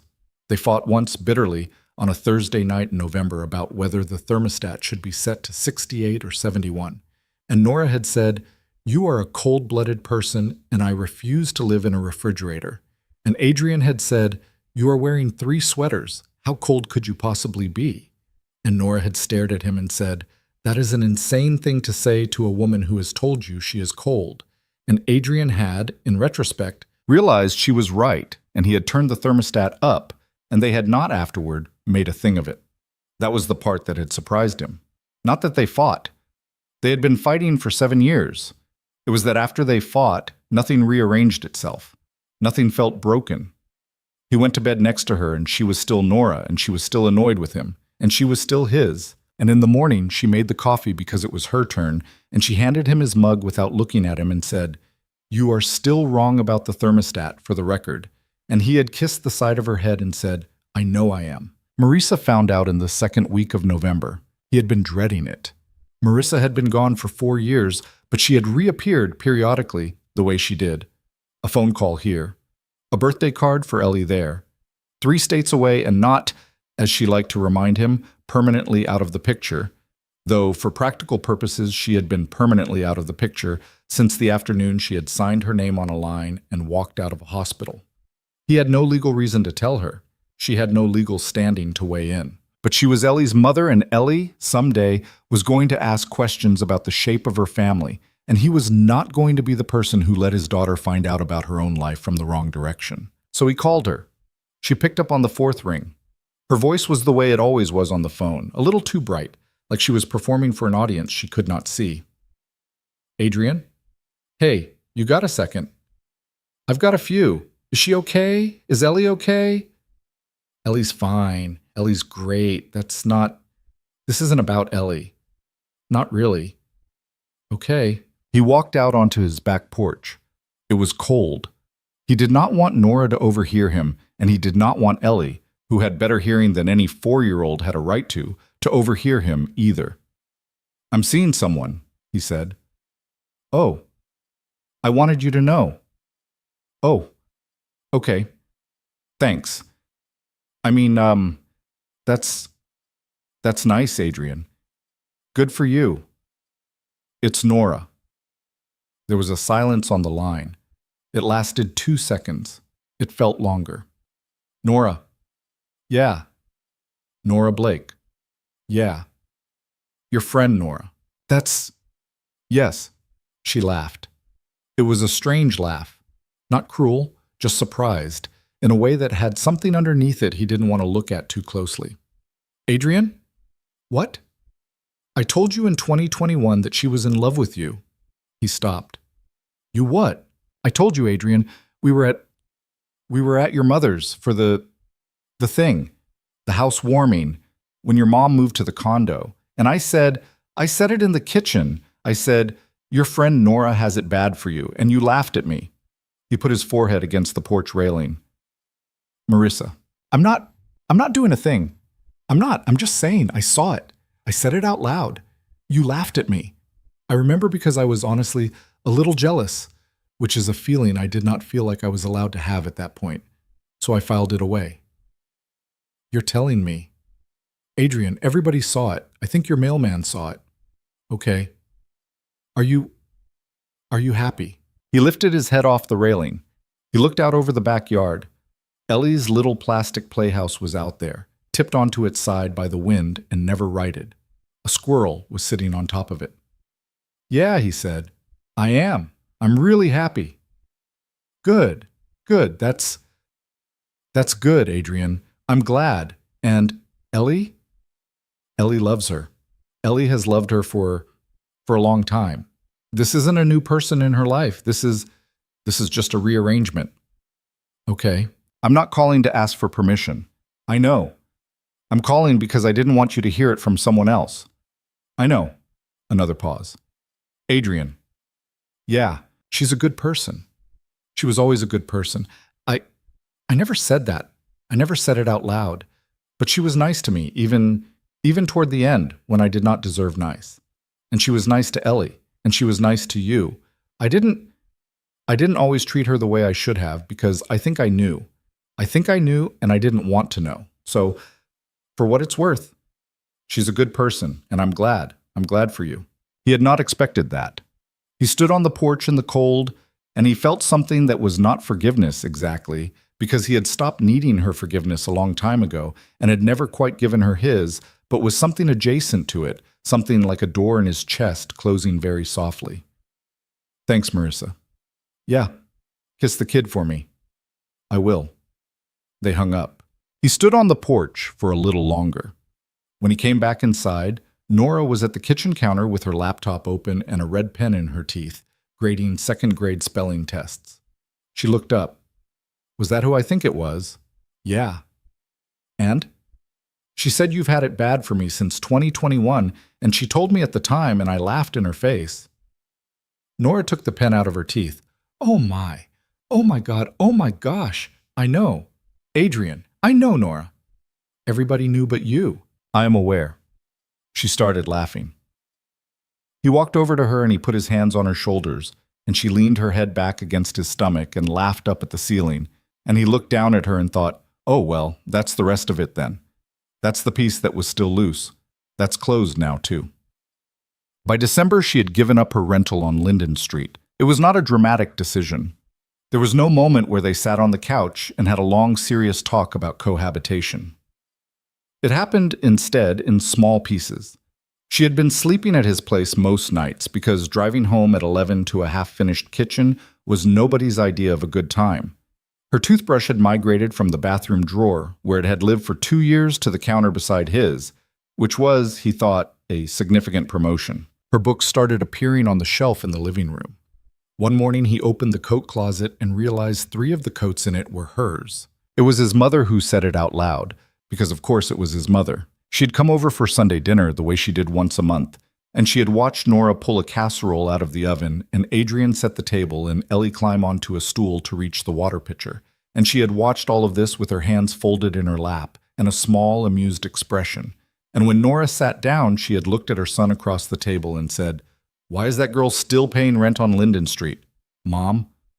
"I'm asking a question, Adrian." "You are not asking a question." "I'm asking a question.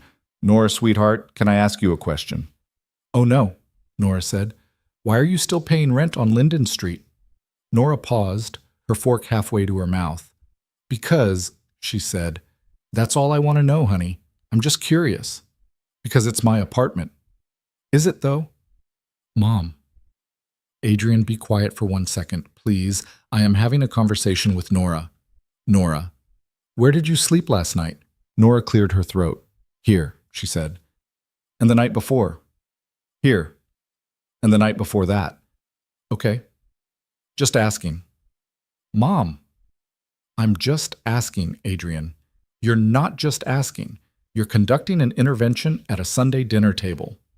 "I am doing both of those things at the same time. These skills are not mutually exclusive."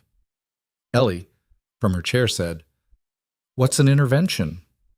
"It's when your grandmother sticks her nose in other people's business," Adrian said. "Oh." "It's a family tradition." "Oh." Nora was laughing into her napkin. His mother was calmly spooning another serving of casserole onto her plate.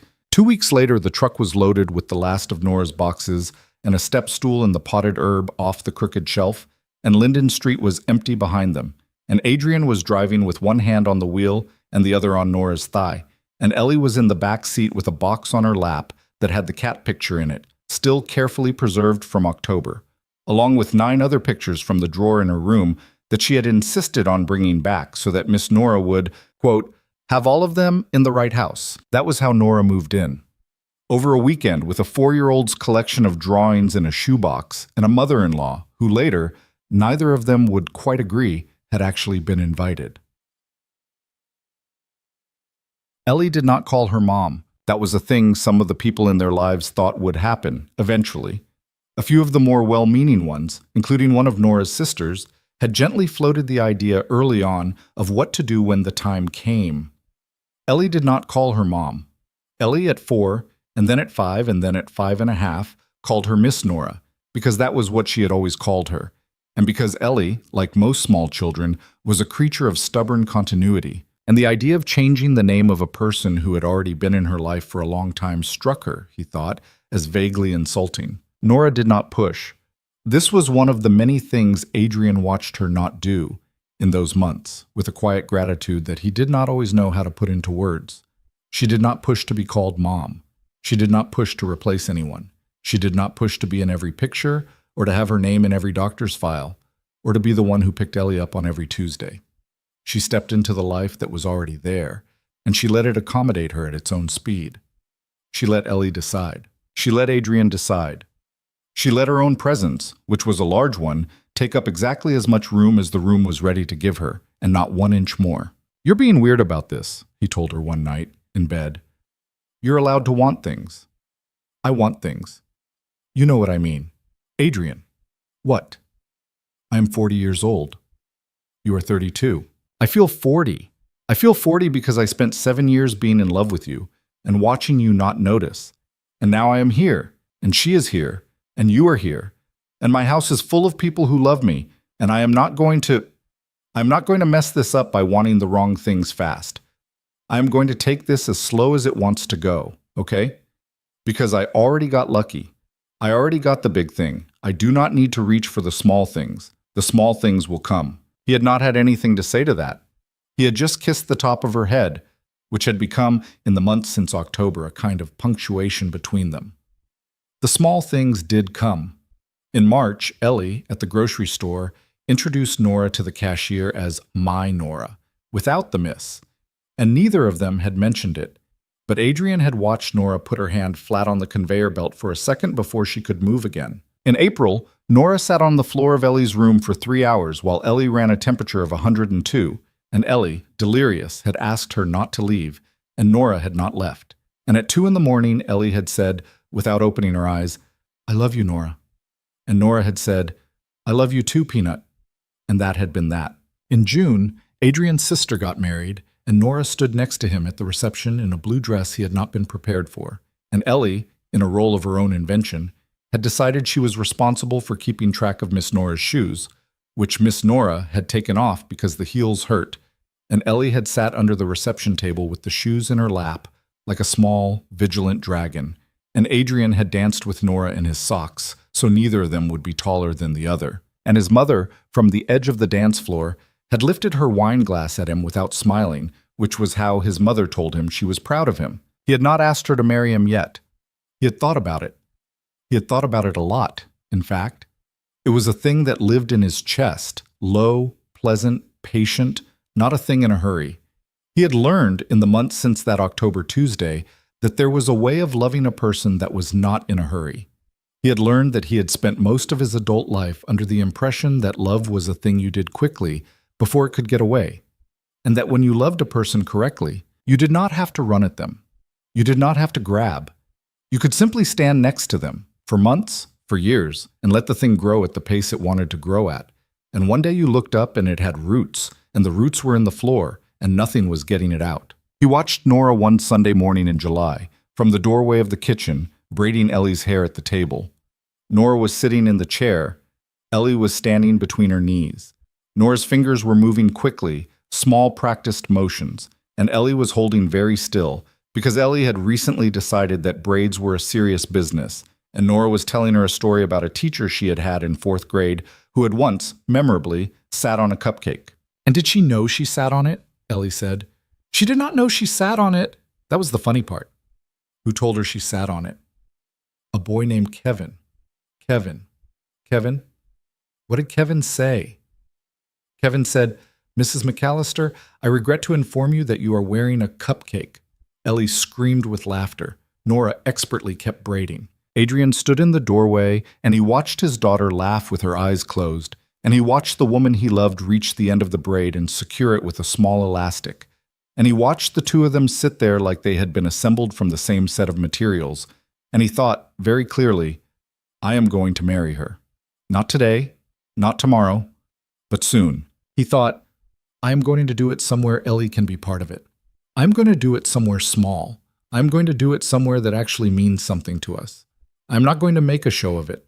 I'm going to do it like she did it. I'm going to do it quiet and serious and true, because that is the way she told me she loved me, and the way you are asked is the way you should ask back. He was going to do it, he realized, in the park on Pine Street, where Ellie had taken her first steps on a Saturday in April almost 3 years ago, with Nora on the bench next to him, her fingernails in his arm. He was going to do it there, at the same bench, on some afternoon when it was warm. He did not tell Nora any of this. He did, however, that afternoon, go to the jewelry store in the strip mall by his office, the one he had walked past 1,400 times in his life and never been inside. And he talked to a woman named Denise for 45 minutes. And he left with nothing, because he had discovered in those 45 minutes that he did not know Nora's ring size and he was not willing to guess. And he was furthermore going to need a plan. He got the plan together over the next few weeks. The plan involved his mother, Ellie, a tiny bouquet of flowers, a ring he had driven 2 hours to a nicer jewelry store to find, and a Saturday in late August when the weather was supposed to be exactly right. He did not say anything to Nora about any of it. He just kept living his life with her.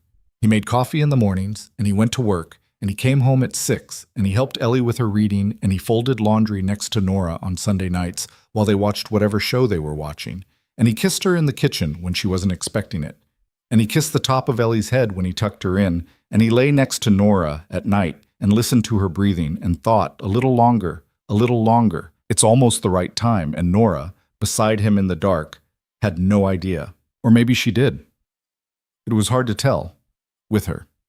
He had learned a lot of things about Nora Blake in the 11 months since October, and one of them was that she was usually about 6 steps ahead of him in every direction, and she was usually too kind to say so. But even if she knew, she did not let on. She let him have his secret. She let him walk around the house in August with the small, bright feeling in his chest that he was about to do something that would change everything, and she let him have that feeling without taking it from him, because that was the kind of person she was, and always had been. And he was, very slowly, still figuring out how to deserve her. The Saturday came, and the weather held. It was the last weekend in August, the kind of afternoon where the light came down slanted and gold through the trees on Pine Street, and Adrian parked a block away because he did not want Nora to see the car and start asking questions. Ellie was in the back seat in a yellow sundress his mother had ironed that morning, clutching a small bouquet of daisies and one slightly wilted sunflower they had picked up at the grocery store because Ellie had insisted, and the ring was in his jacket pocket, and he could feel it there, a small, heavy thing pressed against his ribs. Dad? Yeah, I'm nervous. Peanut, you don't have to be nervous, you're just walking. What if I drop the flowers? Then you pick them up. What if she cries? She's going to cry. Are you going to cry? He looked at her in the rearview mirror. She was 5 now, and she was, if possible, even more serious than she had been at 4, and she was looking at him with the total focus of a small person who had been entrusted with a very large job. Probably, he said. Oh, they got out. They walked to the park. Nora was already there, on the bench by the playground, because he had told her to meet them there at 3:30, and had been vague about why. And she was sitting with a book open on her lap that she was not reading, because she could see them coming down the path, and Ellie in the yellow dress with the flowers was not a subtle sight. She stood up. Adrian, she said. Hi. What is this? Just come here. For a second, please. He was aware of his own voice shaking a little, and he was aware that he had rehearsed a whole speech in the shower for 2 weeks and could not, in that moment, remember any of it. Ellie was holding his hand very tightly.